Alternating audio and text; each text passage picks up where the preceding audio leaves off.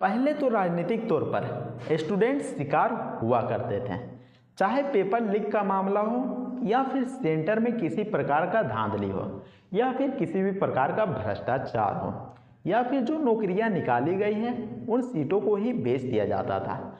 तो इन सभी समस्याओं को कौन झेलता था? तो स्टूडेंट्स झेलता था। लेकिन अब राजनीतिक तौर पर शिक्षक भी इसमें पार्टिसिपेट कर चुके हैं। राजनीतिक तौर पर शिक्षक भी अब फंस चुके हैं। आखिर कैसे? तो इस वीडियो को देखने के बाद आपको समझ में आ जाएगा कि दो शिक्षक जो कि बिहार के दो दिग्गज शिक्षक हैं। जी हाँ, हम बात कर रहे हैं खान सर और रोशन आनंद सर के बारे में।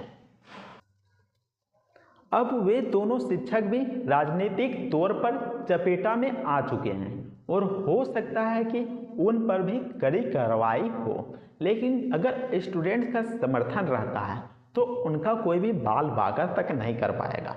अब देखिए, जो खान सर हैं वो क्या करते हैं, वो रोशन आनंद सर पर आरोप लगा देते हैं कि रोशन आनंद सर के द्वारा उनके कोचिंग इंस्टीट्यूट में हमला किया जाता है, तोड़फोड़ किया जाता है, इसके अलावा गोलियां भी चलाई जाती हैं। लेकिन जब इस मामले पर जांच किया जाता है तो यह पाया जाता है कि खान सर के गार्ड के द्वारा ही गोलियां चलाया जाता है और इस पर खान सर पर भी FIR दर्ज हो जाता है कि खान सर दंगा करवाने का कोशिश किया था और किसी लोगों को मारने का कोशिश किया था। तो अटेम्प्ट टू मर्डर का केस लाद दिया जाता है खान सर पर। अब बताइए, यहाँ पर दोनों सर पर FIR दर्ज हो गया। दोनों सर पर FIR दर्ज हो गया।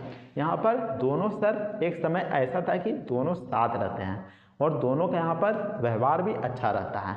मैं यहाँ पर दोनों में से किसी को गलत नहीं बोल रहा हूँ। दोनों ही शिक्षक कम फीस में स्टूडेंट्स को पढ़ाते थे और दोनों के पास स्टूडेंट्स की संख्या काफ़ी ज़्यादा थी। काफ़ी मात्रा में स्टूडेंट्स इनके यहाँ पढ़ने आते थे और काफ़ी सपोर्ट भी इन लोगों को करते थे। तो दोनों सर यहाँ पर गलत नहीं हैं, अपने अपने जगह पर सही होंगे। लेकिन हो सकता है कि इनके बीच थोड़ा कन्फ्यूजन हो गया होगा, जिसके कारण दोनों सर में यहाँ पर अभी विवाद चल रहा है, झगड़ा चल रहा है। तो ऐसे में खान सर यहाँ पर FIR दर्ज करवा दिए रोशन आनंद सर पर और रोशन आनंद सर जब जांच करवाने बोले तब जांच करवाया गया तो पाया गया कि खान सर जो कि अपने गार्ड के थ्रू हवाई फायरिंग करवाए थे और फिर यहाँ पर खान सर पर भी FIR दर्ज हो जाता है। तो ऐसे में दोनों यहाँ पर झमेला में फंस जाते हैं और इसी बीच और एक झमेला खड़ा हो जाता है जो कि अंजना ओम कश्यप खड़ा कर देती है, क्योंकि खान सर ने अपने बहुत सारे वीडियो में अंजना ओम कश्यप के खिलाफ बातें कही थी, उनके खिलाफ चाटुकारिता या फिर जो दलाल जैसा वर्ड है इस्तेमाल किए थे। यानी कि एक तरह से कहें तो अंजना ओम कश्यप को खुल के दलाल बोल दिए थे, चाटुकारिता बोल दिए थे, चाटुकारी बोल दिए थे कि वह तलवे चाटते रहती है। तो ऐसे शब्द का इस्तेमाल कर देते हैं खान सर। तो ऐसे में जो अंजना ओम कश्यप हैं वह हाई कोर्ट पर डिफेमेशन का केस लाद देती है खान सर पर। तो खान सर पूरे तरीके से कह सकते हैं कि राजनीतिक तौर पर फंस चुके हैं। अब उन्हें निकलना यहाँ पर थोड़ा सा मुश्किल हो सकता है, लेकिन अगर स्टूडेंट्स लोगों का सपोर्ट रहता है और भारत देश के युवा लोगों का सपोर्ट रहता है, भारत देश का नागरिक का सपोर्ट रहता है, तो वो इस चंगुल से भी निकल जाएंगे।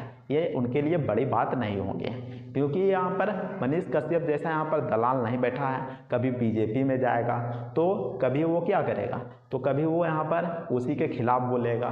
तो अभी अंजना ओम कश्यप का सपोर्ट कर रहा है, तो यहाँ पर एक तरह से के तरीके से जातिवाद को भी यहाँ पर बढ़ावा दे रहा है।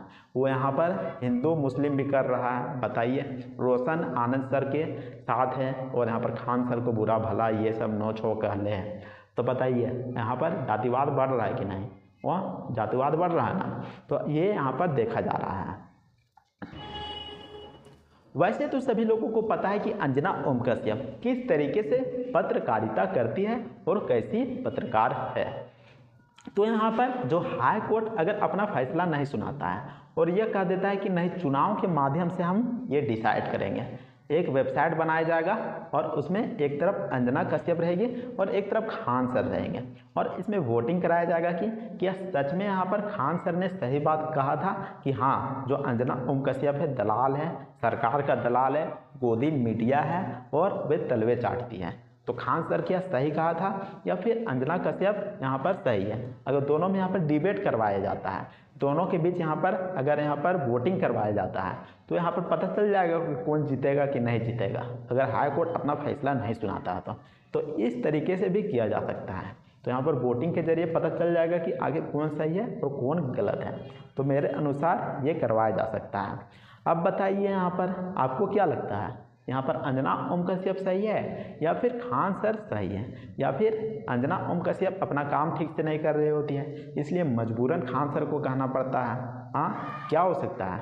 हाँ, आपको तो सब मालूम होगा कि क्या हो सकता है क्या नहीं हो सकता है। आखिर जो यहाँ पर टीचर को सबसे पहले अंजना ओम कश्यप के द्वारा ही तो 2 कौड़ी का टीचर बताया गया था और फिर बाद में बोलती है कि नहीं, जो यहाँ पर सब टीचर को नहीं बोले थे, सिर्फ यहाँ पर वैसे टीचर को बोले थे जिसको यहाँ पर पढ़ाने का लूर नहीं है, जिसको एक्सपीरियंस नहीं है, सिर्फ पैसा छापने के लिए करते हैं, जिसको यहाँ पर नॉलेजे नहीं है और यहाँ पर ज्ञान देने चल दिया है, तो उन लोगों को कहा था। बाद में वो बोलती है।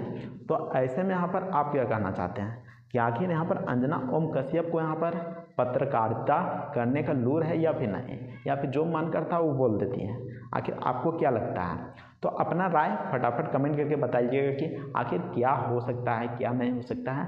आपको जैसा भी लगता है कमेंट करके ज़रूर बताइएगा और वीडियो पसंद आता है तो वीडियो को लाइक ज़रूर कीजिएगा और चैनल को भी सब्सक्राइब जरूर कर लीजिएगा। तो चलिए ठीक है, मिलते हैं नेक्स्ट वीडियो में, तब तक के लिए जय हिंद, वंदे मातरम।